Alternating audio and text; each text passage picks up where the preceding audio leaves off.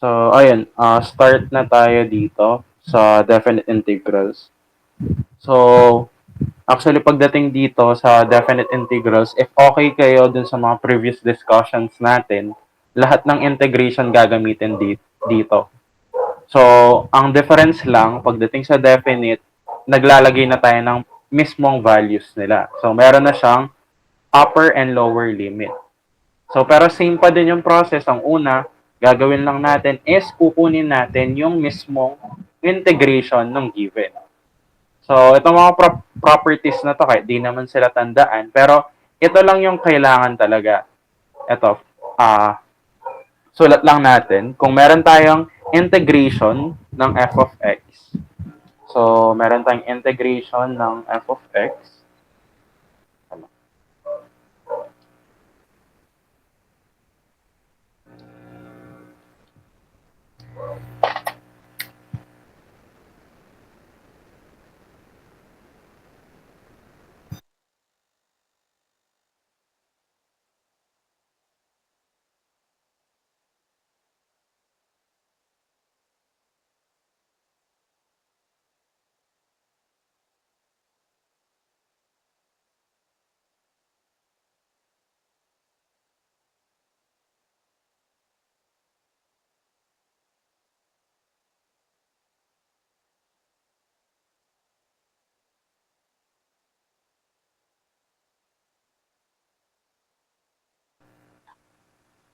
so ito. So, definite integrals.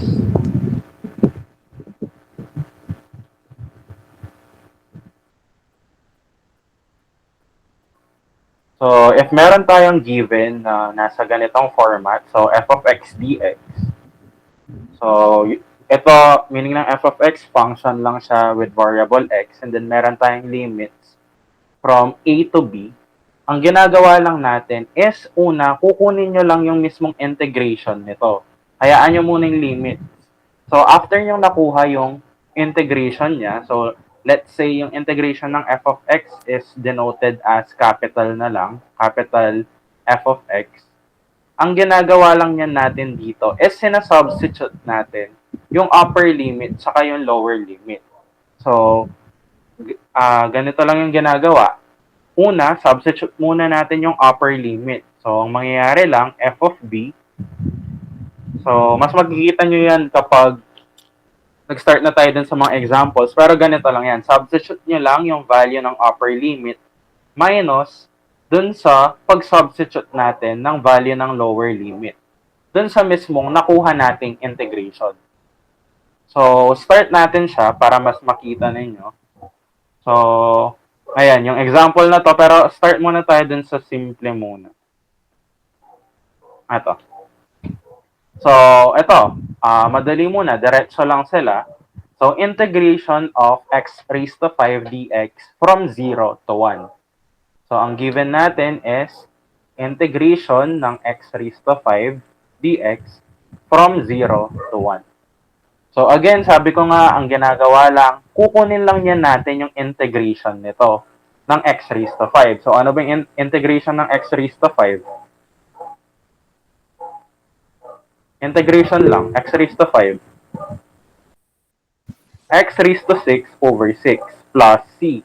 Ganyan natin nilalagay talaga yung integration. Pero, pagdating natin sa definite integrals, kahit wag na nating i-substitute yung, or kahit wag na nating lagyan ng plus c. So, bakit? Kasi nga, di ba ang ginagawa natin, sa substitute niya natin dito, yung upper limit, saka yung lower limit. So, yung BNA, isa-substitute niya natin dun sa variable kung saan tayo nag integrate. So, for example, dito, in terms of dx yan, so ibig sabihin yung a and b sa substitute natin sa value ng x. Pero, ang mangyayari niyan dito, yung lower limit pala natin dito is 0 na, tapos sulat na natin to as 1. Ang mangyayari lang, magiging lang tong upper limit muna. So, substitute lang yung upper limit. 1 raised to 6 over 6 plus c minus 0. Substitute lang natin yung lower limit dun sa value ng x. 0 raised to 6 over 6 plus c. So, ayan na yung makukuha nating value. Simplify na lang natin 1 over 6 plus c minus 0 over 6. Then, 0 lang to, plus c. Naka-minus yan. Kaya magka-cancel out lang to. Kaya pagdating natin sa definite integral, kahit wag nyo nang isulat kaagad yung plus c. Kasi, since kami na minus lang natin siya, lagi naman siya nagka-cancel out. So, ang sagot niya natin dito sa integration of x raised to 5 dx from 0 to 1 is 1 over 6. So, simula ngayon, yung mga isa-solve na natin, puro definite integrals na. So, kasama dyan yung next lesson natin, which is Wallis. Meron din silang limits. And yung mga application na gagamitin, like yung sa area and volume. Puro definite na lahat. So, ang kagandahan sa definite integrals kasi, since meron naman tayong available na calculator, pwede natin ma-check yung mismong value nila. Unlike kasi kapag indefinite or yung mga meron pang equation and plus c, hindi mahirap siyang i-check sa calculator kasi puro numbers lang naman yung lumilitaw sa calcu natin. So, kung yung calculator nyo is ganito, yung 991ES plus or yung 570, so karamihan naman kasi ganun yung calcu or basta meron siyang meron siyang function na ganito. So, pwede nating i-check yung value if tama ba yung nakuha natin. So, for example, dito, ita-type lang niya natin yung mismong equation. Since nakadiretsong dx yan, puro dapat in terms of x yung mga variables natin. So, x raised to 5 dx from 0 to 1. So, ta-type nyo lang, then equal na. Ayan na agad yung sagot. So, 1 over 6. Pero syempre, pagdating sa quizzes ninyo or sa exam, dapat makita pa din yung solution. Kasi dapat alam nyo pa din yung mismong process bakit ganun yung sagot. Hindi naman, lalo na kapag ganyan na nadediretso yung sagot, mas madaling kopyain or lalo na kung final answer lang yung titignan. So, ayun, ganun lang. So, proceed tayo dun sa next example. Ito, madali muna ulit. Ito lang number 3. Yung number 2 kasi same lang. Kahit negative 1 to 2 yan, ang gagawin nyo lang, integrate nyo lang to, 3y squared minus y, edi 3y cubed over 3 or y cubed minus y squared over 2, then substitute nyo lang yung upper and lower limit. Kung ikakalkyo natin, so gawin nyo lang, again, i-type nyo lang yung mismong equation. Meron kayong 3y squared. So, meron tayong 3y squared. Pero since dx nga yung nandito natin, dapat x lang yung ginagamit natin. So, kasi kung y yung gagamitin nyo dyan, wala kayong makukuha ang sagot. So, from negative 2 to positive 2. So, ang sagot niyan dito is 16. So, try natin i-check kung ima-manual natin kung mag-end up ba tayo sa 16 na sagot. So, from negative 1 to positive 2, meron tayong 3y squared minus y dy. So, again, una, kailangan lang nating ma-integrate yung mismong value nito. So, integration yan is 3y cubed over 3. So, magka-cancel lang yung 3 minus y squared over 2. So, then, apply lang natin yung limits niya from negative 1 to positive 2. So, meron tayong y cubed minus y squared over 2. So, sabi ko nga, kahit wag na natin ilagay yung plus c, okay na. Kasi mama-minus naman siya. So, compute na yan natin. Una, substitute lang natin yung upper limit. Meron tayong 2 raised to 3 minus 2 squared over 2 minus yung pag-substitute natin dun sa lower limit. Sa lower limit naman, meron tayong negative 1 raised to 3 minus negative 1 raised to 2 over 2. So, simplify na lang natin. Meron tayong makukuhang 2 raised to 3, which is 8. So, meron tayong 8 minus 4 minus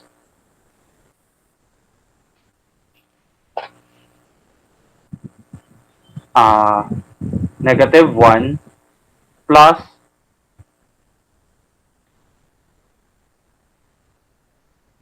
plus 1 half. So, yan pa yung limits ko. Ayan, negative 1 to 2. Ayan. Negative 1 to negative positive 1 half. Yung fraction. Saka lang.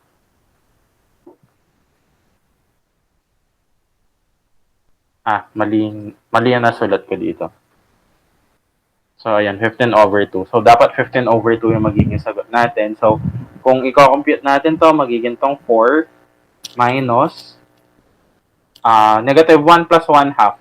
Negative 1 half times negative, so plus 1 half.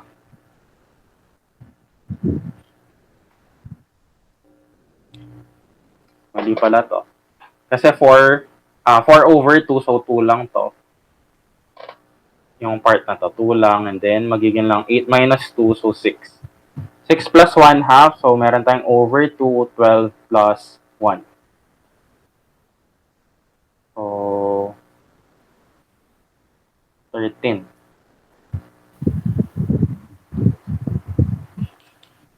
Saan yung mali? Itang 2 raised 1 to half 3. squared. 1 half squared yata, sir. Ay, itang ba negative 1 ito maka? Negative 1. Ito, minus siya dapat dito. Sa part na to. So, kasi negative times negative 1 squared. So, positive 1 half yun dito. So, burahin ko lang tong part na to. Dapat negative 3 over 2.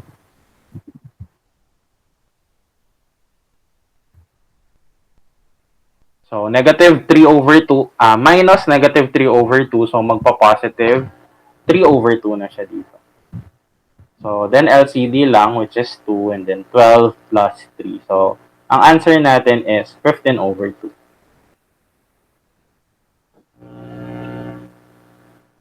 So, ayun, ganun lang talaga yung magbabago dito. Magsasubstitute lang tayo ng value. So, remember lang, pag nagsasubstitute, dun lang sa mismong variable. So, for example, naka-y cube yan. So, dapat dun lang sa mismong y. So, kahit meron pa siyang kasama, kung wari, over 2, dito lang. Ito lang yung naka-squared. So, eto, madali na lang din. Try tayong iba. Yung nasa example dito mismo.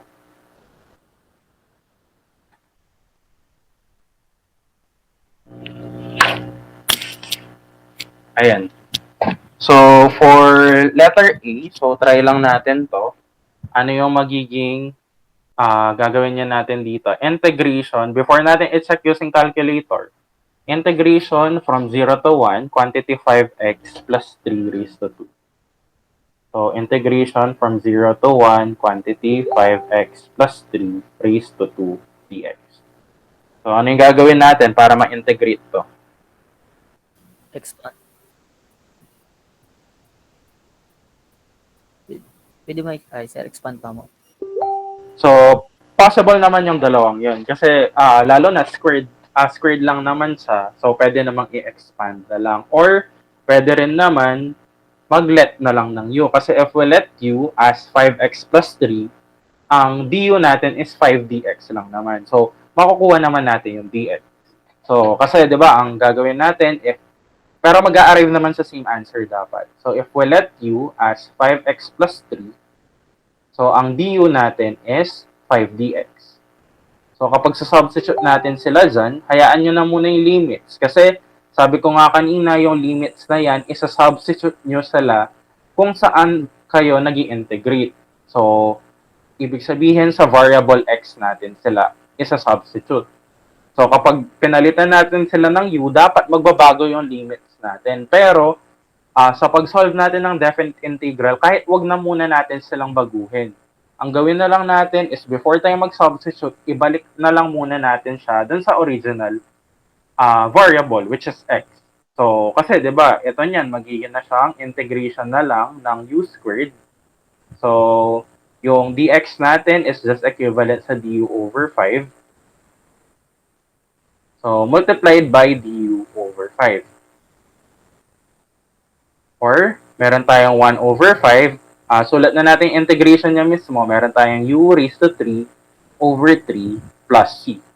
So, pero sabi ko nga, kahit wala na yung plus c, so ibig sabihin, yung integration niya is quantity. Balik na natin yung value ng u, which is 5x plus 3 raised to 3 over 15. Then, dito niyan natin i-apply yung limits natin. Kasi nabalik na natin siya in terms of x. Which is tama naman. Kasi dun sa limits natin, with respect to x tayo. So, hindi natin siya pwedeng i-substitute basta-basta dito. Dun sa u. Kasi nga yung original given natin is x. So, ayan. Substitute na lang. So, start tayo sa upper limit. Substitute lang yan natin yung 1 dito sa value ng x. So, meron tayong 5 times 1. Diretso na natin. 5 times 1 plus 3. So, meron tayong 8 raised to 3 over 15. Minus, yung pag-substitute naman natin sa lower limit. 5 times 0. Ang lower limit natin is 0. So, 0 plus 3. So, 3 na lang matitira. 3 raised to 3 over 15. So, yan na yung makukuha nating value. So, pagdating sa quizzes, gusto ko makita ko muna yung value ng upper limit minus lower limit. So, for example, dito sa case na to, kahit i-direct ng calcu yung part na eto, yung 8 cube over 15. Pero, wag nyo munang minsanan. Kasi total naman, mabilisan lang naman yung solution dito eh.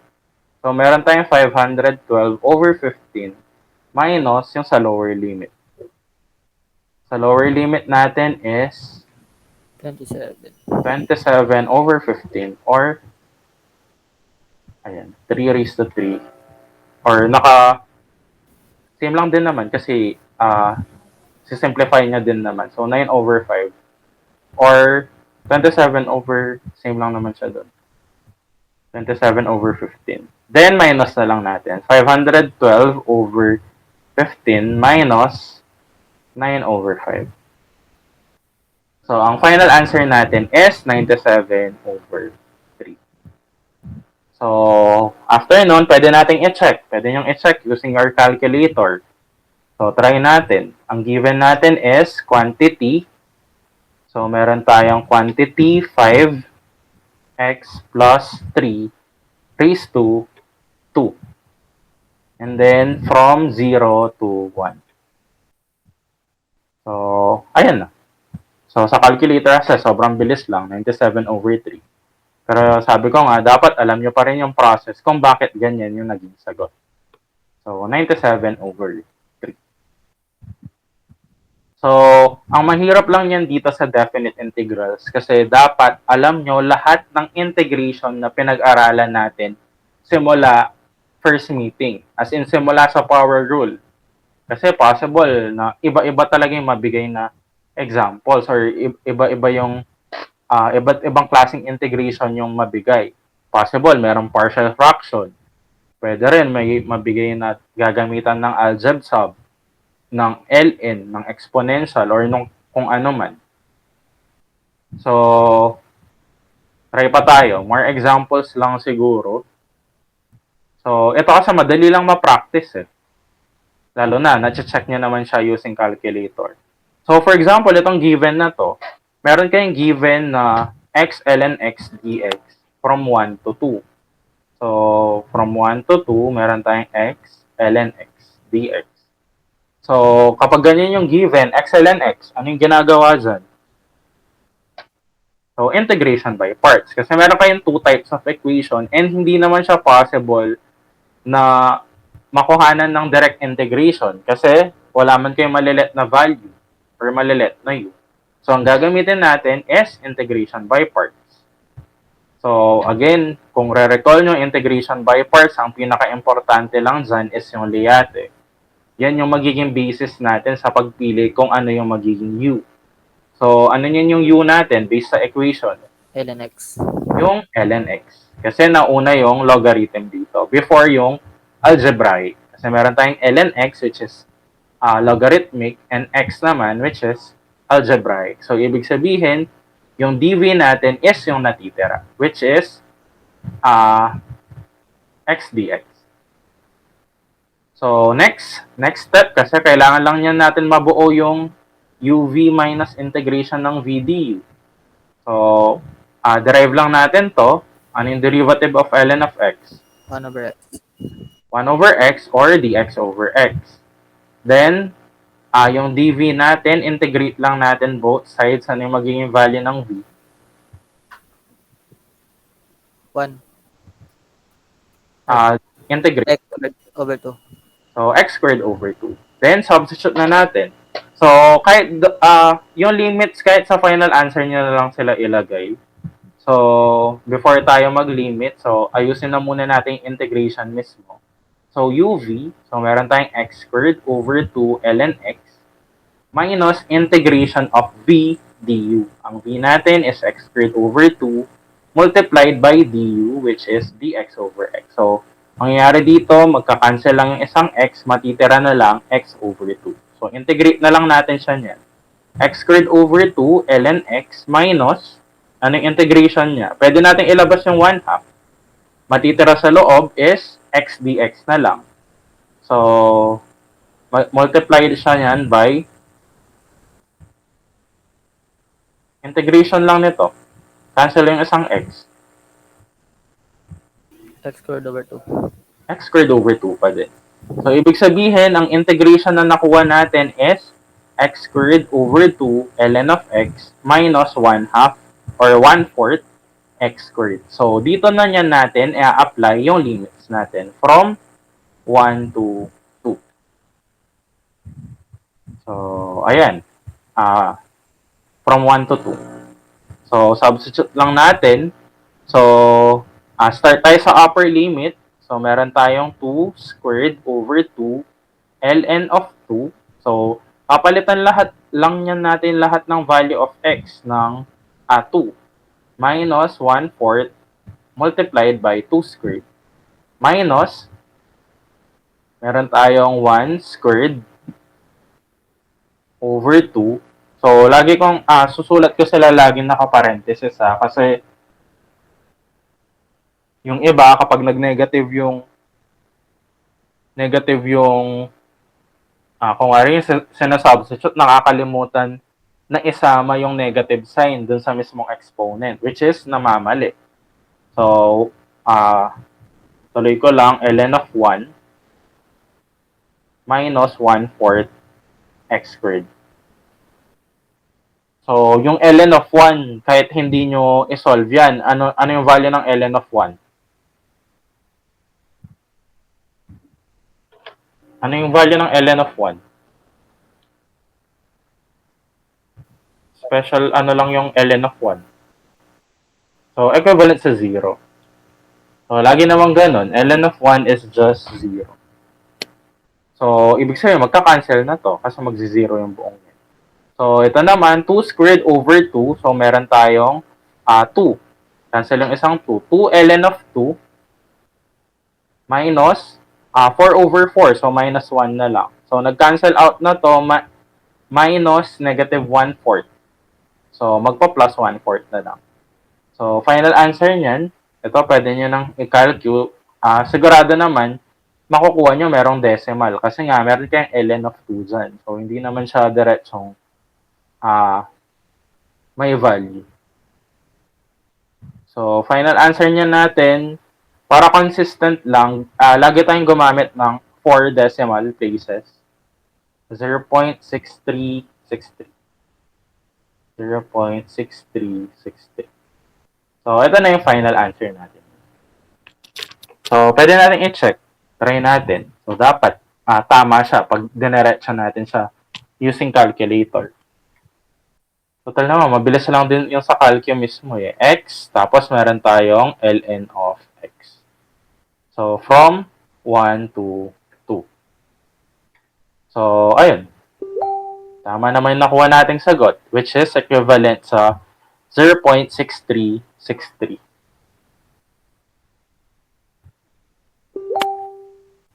So, ayan, naka-ilang method na ba tayo? Yung una, diretsong power rule lang. Ito, substitution, pero power rule pa din.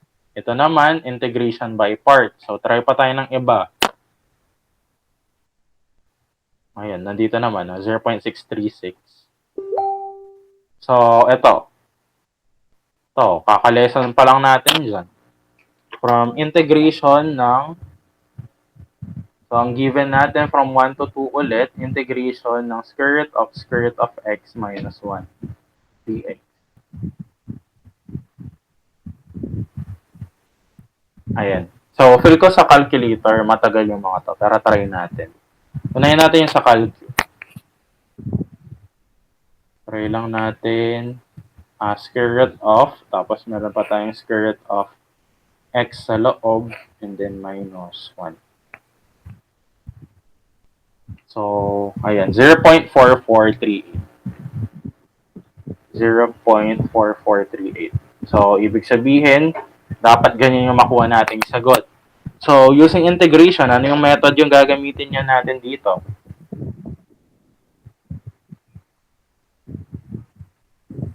Anong method? Algeb sub. So, pagdating sa algeb sub, meron two possible way dito. Either i-let natin yung buo or pwede rin yung square root of x lang. So, possible naman, either of the two. So, ano yung gusto nyo i-let natin? Yung buo or yung square root of x lang? Square root of x. So, try natin if yung square root of x lang. So, if u is equal to square root of x, so, syempre, kailangan natin makuha yung dx. So, square lang natin both sides. Meron tayong u squared is equal to x.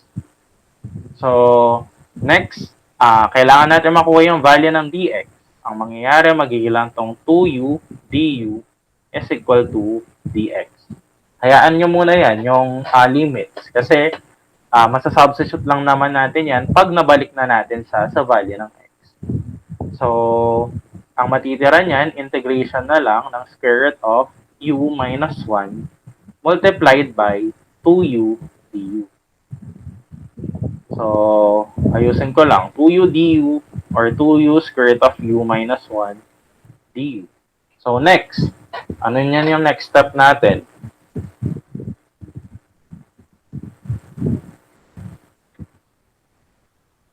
Ano yung next step?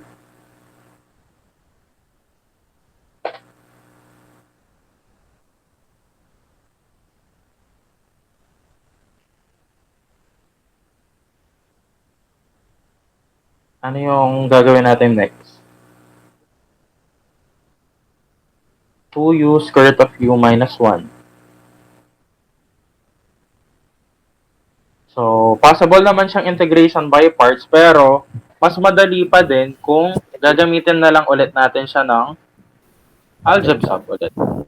So, pwede tayong mag-let ulit. So, v naman yung gamitin natin. V as, this time, yung buong square root of u minus 1. So, next, ang gagawin niya natin, magiging lang tong v squared is equal to u minus 1. Eh, ang kailangan lang natin is yung value ng u, saka yung value ng du. So, ang u natin dyan, transpose lang natin yung minus 1. So, magpa-plus 1 siya. Meron na tayong value ng u. So, ang problema na lang yan, yung du. So, derive lang yan natin to. Magiging lang tong 2v dv is equal to d. So, after nun, pwede na natin silang mapalitan. So, meron tayong natitirang 2 multiplied by u. Ang new value ng u natin is v squared plus 1. And then, yung square root of u minus 1 natin, yan yung value ng v. So, meron tayong v dyan, and then, multiplied by du, which is equivalent sa 2v dv. So, simplify na lang. So, unahin muna natin to. 2 times v times 2v. Magkakaroon tayo ng 4v squared. V squared plus 1 multiplied by dv. Then, distribute na lang natin. Magiging lang tong 4v raised to 4 plus 4v squared dv. So, ito, diretsong ano na lang. Diretsong power rule. So, magiging lang tong 4 over 5 v raised to 5 plus 4 over 3 v raised to 3. Then, babalik natin sila. From v niyan, babalik muna natin sila in terms of u. So, ano ba yung value ng v natin? Square root of u raised to negative 1 or pwede nating isulat as u minus 1 raised to 1 half. So, para kapag sinubstitute natin, pwede na lang natin siyang isulat as 4 over 5 u minus 1 raised to 5 over 2 plus 4 over 3 u minus 1 raised to 3 over 2. Then next, yung last naman, babalik lang natin yung value ng u, which is square root of x. So, meron tayong 4 over 5 square root of x minus 1 raised to 5 over 2 plus 4 over 3 square root of x minus 1 raised to 3 over 2. So, dito niyan natin i-apply yung limits natin, which is 1 and 2. So, which is 1 and 2. So, pagdating sa kahit yung gawin nyo na lang, kung sa quiz, basta nasulat nyo na to, ang gawin nyo na lang, basta una, kahit i-diretso nyo na lang sa calcu, yung value ng upper limit minus yung sa lower limit. So, for example, sa case na to, ang mangyayari niyan, magiging lang tong substitute muna natin yung upper limit para yung gawin nyo kahit mag-x na lang muna kayo dito. So, variable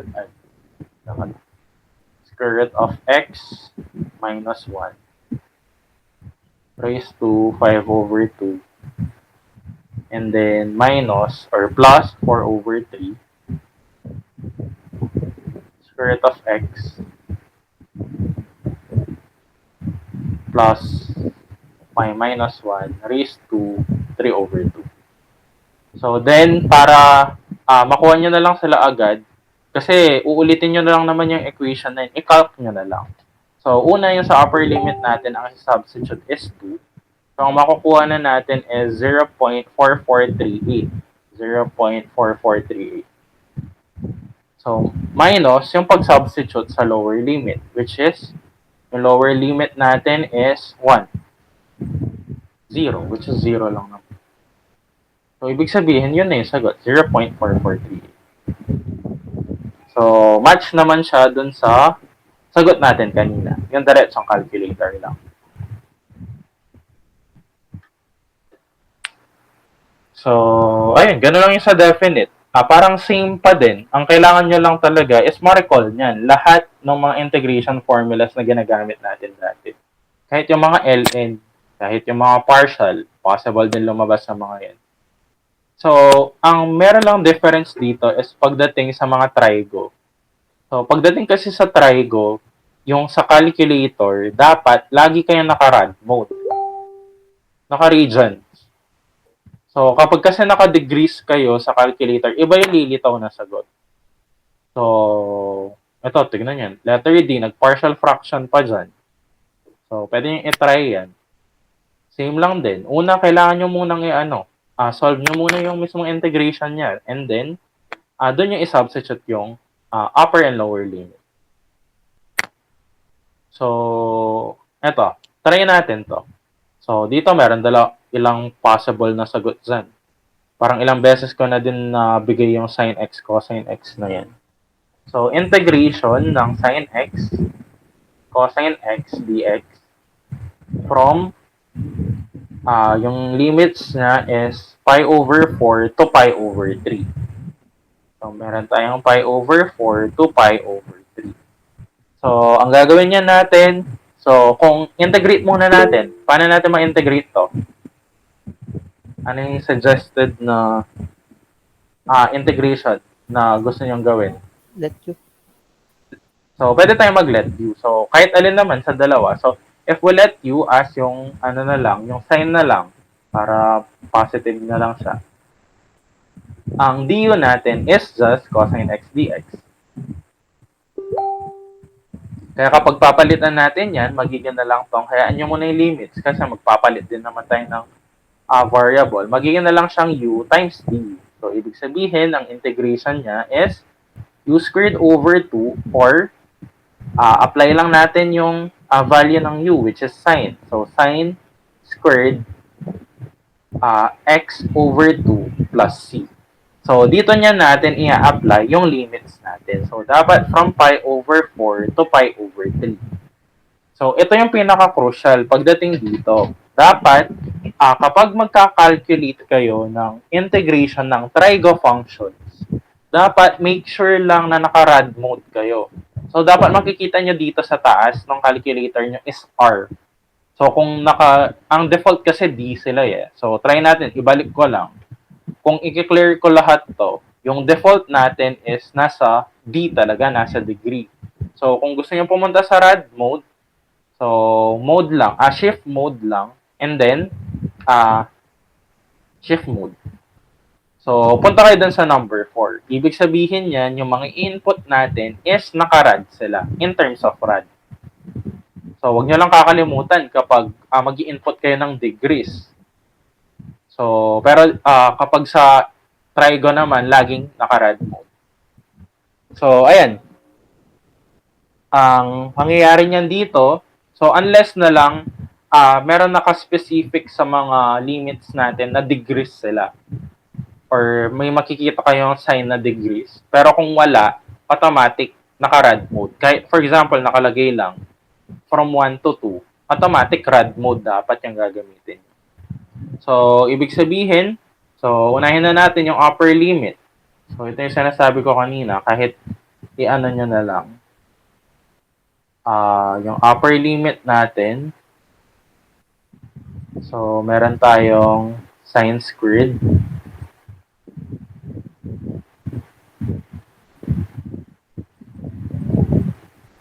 So, naka-squared yung sine, and then over 2. So, calc na lang, pi over 3, or pwede nyo naman i-manual na substitute. Gusto ko lang naka-diretso na. So, meron tayong 3 over 8. So, 3 over 8 minus yung pag-substitute naman sa lower limit. So, sa lower limit is pi over 4. Meron tayong pi over 4. So, 1/4. So, 3 over 8 minus 1/4, ayan na yung magiging sagot natin. So, 3 over 8 minus 1/4. Kahit i-calculate nyo na lang kapag gano'n. So, ang final answer natin is 1 over 8 or yung sa decimal niya. So, mas maganda lang na makita yung decimal kasi usually, pagdating sa kapag dinediretso siya sa calcu, usually lang, lumilitaw naka-decimal. Pero try natin. So, type lang yan natin kasi dapat ang lumitaw dyan is 1 over 8 or 0.125. So, naka-rad mode tayo. Naka-rad mode. So, meron tayong sin x, cosine x, from pi over 4. So, from pi over 4 to pi over 3. So, ayan. Sagot is 1 over 8. So, same lang. So, dapat, lagi naman nagmamatch yung mga sagot. So, kapag hindi nag-match, ibig sabihin, may mali kayo dun sa manual nyo. Manual computation. So, kasi kung titignan nyo, kung ibabalik ko sa degrees to, balik ko lang sa degrees, tapos i-equal ko siya, mag-iiba talaga yung sagot. Kasi nga, yung mga values natin dyan, in terms of rad sila or reasons. So, dapat, lagi kayong nakarad. Unless na nga lang, specific na nakalagay na in terms of degrees sila. Pero kapag walang nakalagay, matik na nakarad. So, 1 over 8 yung sagot.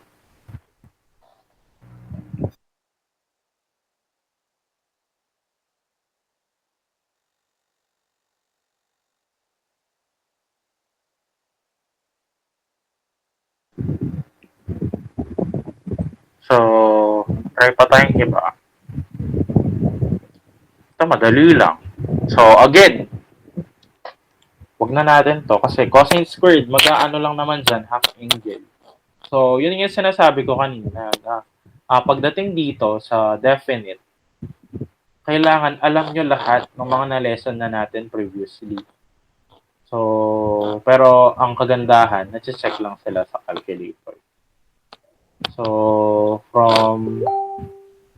i-write ko na lang. So, Meron tayong cosine squared. So, meron tayong cosine.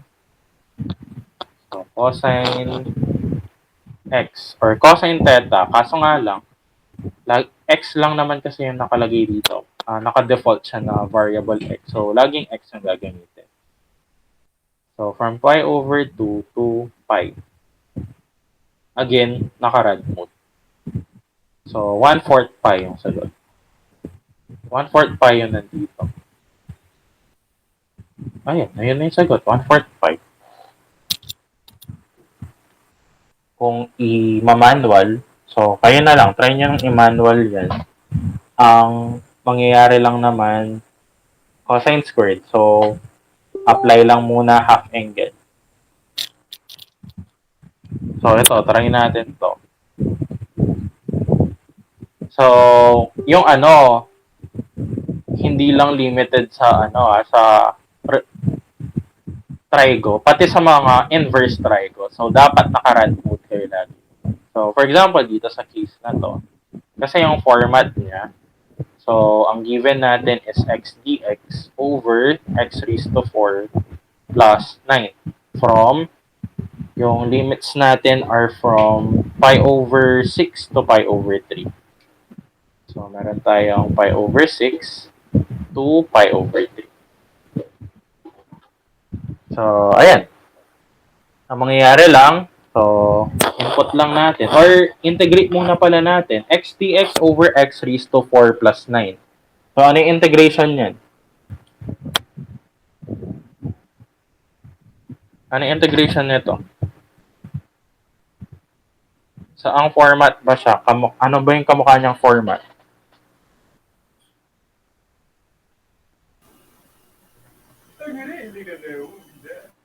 So, possible siyang arctan. Kasi pagdating sa arctan, di ba yung format natin, u squared plus a squared, yung nasa baba. So, if we let u, kung ganun yung format natin, pwede natin i-let yung u as x squared. Para yung sa baba natin, maging u squared plus 9. Kasi x raised to 4 yan. So, kasi, di ba, kapag in-square natin yung value nito, u squared is equal to x raised to 4. So, pero kailangan nyo munang i-check na kapag pinalitan nyo ba yung dx, dapat mag-match siya dyan. So, du is equal to 2x dx, which is possible naman kasi x dx pa din naman yung nasa taas natin. So, ibig sabihin, pwede nating mapalitan yung nasa taas as du over 2. So, kapag i-rewrite niya natin to, magiging na lang siyang du over 2 all over u squared plus 9. Or, pwede natin ilabas yung 1/2 integration ng du over u squared plus 9. Which is, nasa diretsong format ng arctan. So, pag sa arctan, ano niya yung magiging sagot natin? Meron tayong 1/2 multiplied by, ano yung multiply natin? Integration nito. Ano yung integration ng du over u squared plus 9? So, meron muna tayong 1 over 8. So, meron tayong 1 over 3. So, multiplied by arctan of u over 8. So, diretso na natin. Ano ba yung u? Ang u natin is x squared over a, which is 3. So, ito na yung integration natin. Or 1 over 6 arctangent of x squared over 3. So, dito niyan natin na-apply yung limits from pi over 6 to pi over 3.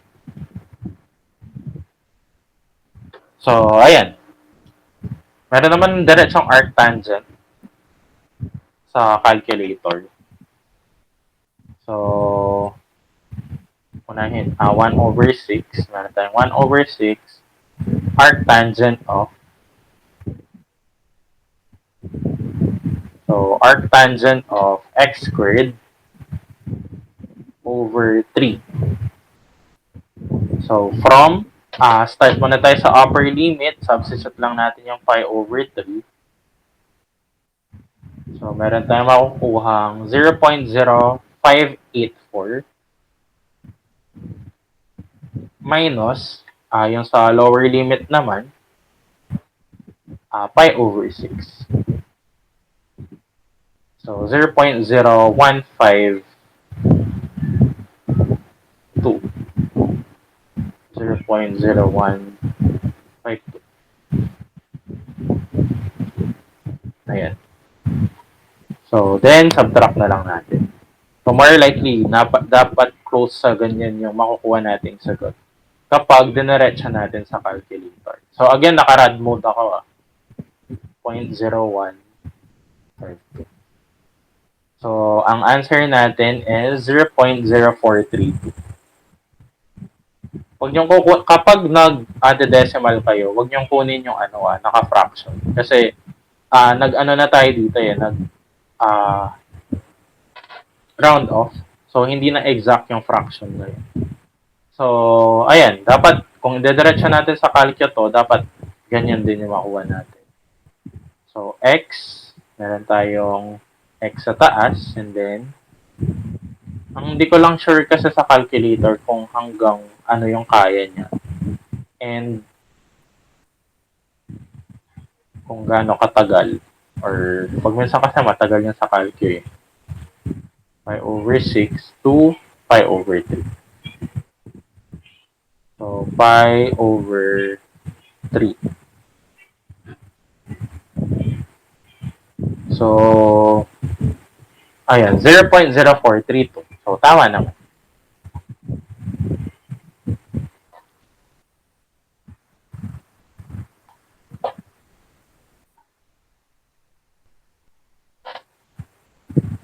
So, madaming examples dito. So, pwede niyong itry na lang. Pero, yun nga yung sabi ko, dapat kailangan niyong ma-recall lahat ng mga integration formula. So, ang maganda kahit balikan niyo lang yung mga quizzes, yung quiz 1 and 2,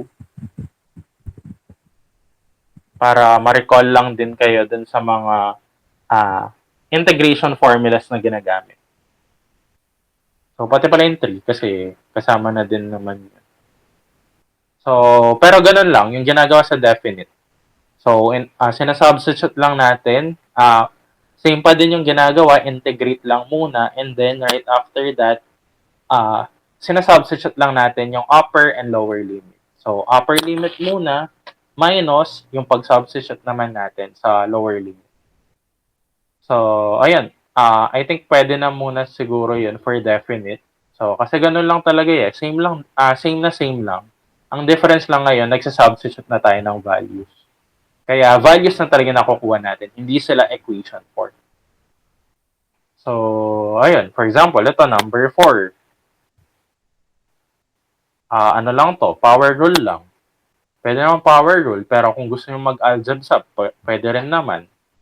So, nasa sa inyo na yun kung ano yung klaseng method yung gusto nyong gamitin. So, ito, pwedeng power rule din to, or pwedeng distribute nyo na lang kaagad yung x. So, ito, trigo naman. Diretso lang. Second y tangent y. Ano yung integration nito?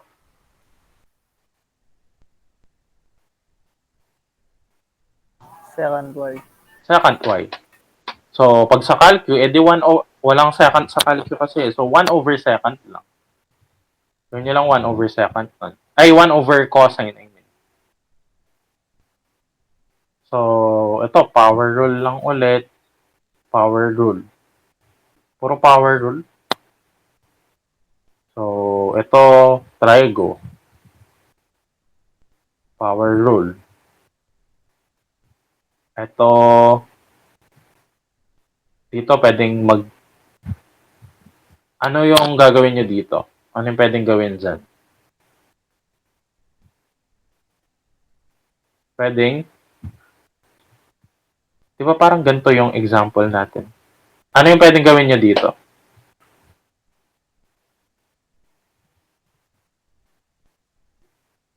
Para ma-integrate.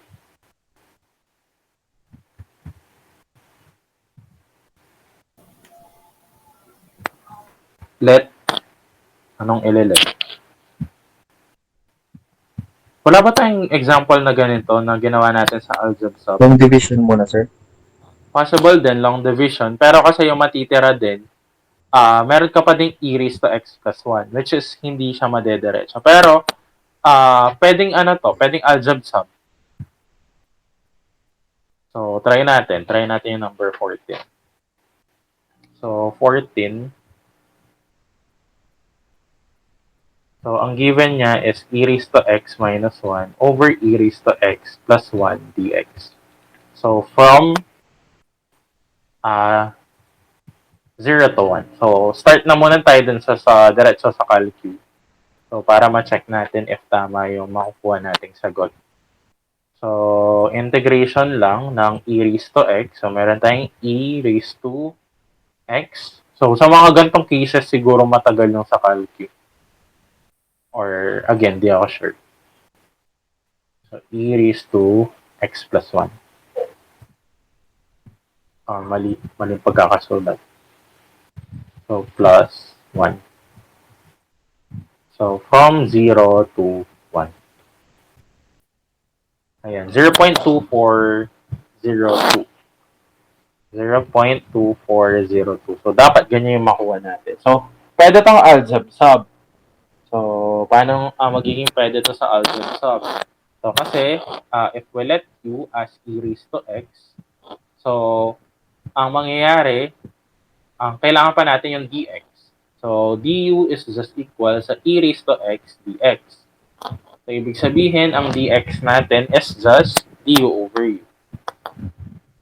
So, kapag isa-substitute natin sila, yung e raised to x natin, magiging na siyang u na lang. U minus 1 over u plus 1 multiplied by, ano ba yung value natin dito? Du over u. So, ibig sabihin, ano yung gagamitin natin? So, kasi, kung susulat natin to parang integration lang ng u minus 1 all over u plus 1. So, ibig sabihin, ano yung gagawin?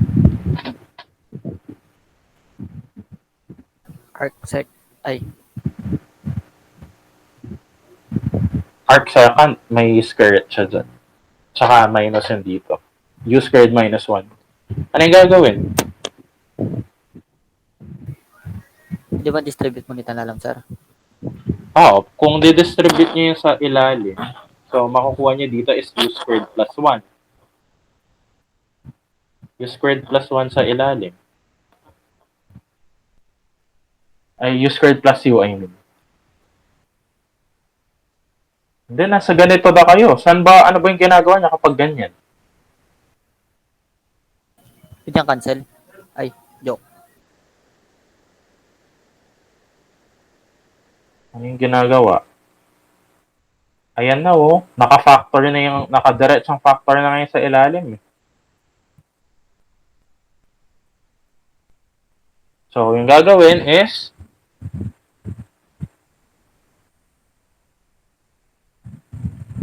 Ay, wow. partial fraction. Teka, Kasi nga, factorable yun sa denominator. So, kapag ganon, and yung degree nyo kasi sa ilalim, u squared. Tapos sa taas, u lang.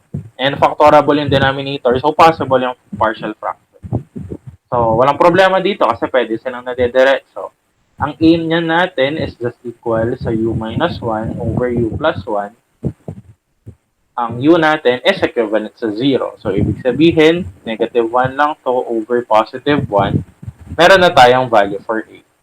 Pagdating sa b, so sa b naman, ang makukuha lang niya natin dito is b, u minus 1 pa din, over u. Ano yung sa substitute? 0. Negative 1. Negative 1. Ito. U plus 1, so negative 1. So, ibig sabihin, mag-ilang to negative 1 minus 1 over negative 1. Or, negative 2 over negative 1 is positive 2. So, ibig sabihin, kahit ito na lang yung integrate natin. 1 or negative 1 over u plus 2 over u plus 1. Pero, equivalent lang naman to sa negative ln of u plus 2 ln of u plus 1. So, then, balik lang natin yung value ng u, which is e raised to x. Plus 2 ln of e raised to x plus 1. So, dito, ano yan equivalent to? Saan equivalent to? Negative ln e raised to x. properties of logarithm. Saan na lang equal to? ln e raised to x. Saan equal yan? Properties. X. Sa x na lang. So, ibig sabihin, Negative X. magiging negative x na. Negative ln e raised to x or x na lang. Negative x. So, yung properties of logarithm, huwag niyong kakalimutan to. ln, kapag meron kayong naka-ln na exponential, yung exponential part, yun na lagi yung sagot. Or pwede rin, kapag naman exponential, tapos yung nasa taas niya is ln of x, magka-cancel out lang yan. So, equivalent lang din to sa x. So, pero dito wala nang mangyayari dyan kasi meron ka pang plus 1 dito. Hindi naman siya pwede. So, magiging lang tong 2 ln of e raised to x plus 1. So, after that, pwede na nating i-substitute yung value from 0 to 1. So, start tayo sa upper limit or i-type na muna natin yung mismong value niya para nagkakalk na lang kayo. So, negative x plus 2 ln of e raised to x. The absolute value to pero kahit huwag na sa calc. So, calc na lang which is negative positive 1 yung upper limit muna. So, makukuha natin is 1.6265 minus 0 lang. And so, calc lower limit 1.38. So, ln of 2 pala yun. So, 1.3863. 1.3863. So, ibig sabihin, ang final answer niyan natin, so, meron tayong 1.6265 minus 1.3863 or 0.2402. Ayun. So, tama naman. 0.2402. Mas okay na to kasi na-check nyo agad kung tama agad yung tama yung sagot niyo. So, yung gawin nyo, try nyo na lang. Di ba since meron tayong mga quizzes naman sa mga yan, or try nyong maglagay na lang ng limits dun sa mga quizzes natin. So, then i-check nyo na lang sa using your calculator kung magmamatch ang mga sagot. So, ayan, okay na dyan yung, yung sa definite. So, basta gano'n lang yung tatandaan. Integrate muna using yung mga process or yung mga formulas na na-discuss natin simula nung una, from power rule hanggang dun sa trigosub. So, lahat possible na pwedeng gamitin. So, and then, apply na lang ng limit. So, substitute lang natin yung value ng upper limit, then minus yung pag-substitute ng lower limit. Yun na nun yung makukuha nating sagot. So, ayan. Practice na lang kayo ng other examples.